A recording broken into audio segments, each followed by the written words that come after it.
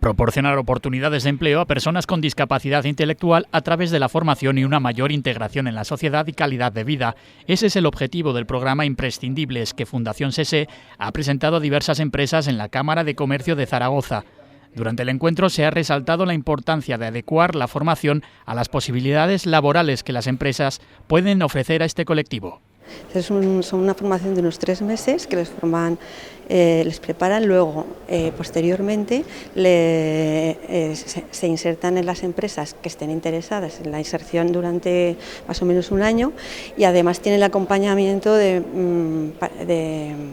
personas que también les ayuden a conseguir poner en práctica la formación que han tenido y adaptarse en el día a día. Del mismo modo, Fundación Down ha subrayado la oportunidad que proporciona tener un empleo tanto para la integración social como para el desarrollo de la personalidad. Que Fundación Down siempre ha apostado por los proyectos transversales. La Fundación es parte de los mismos, pero quiere contar con la sociedad y sus instituciones.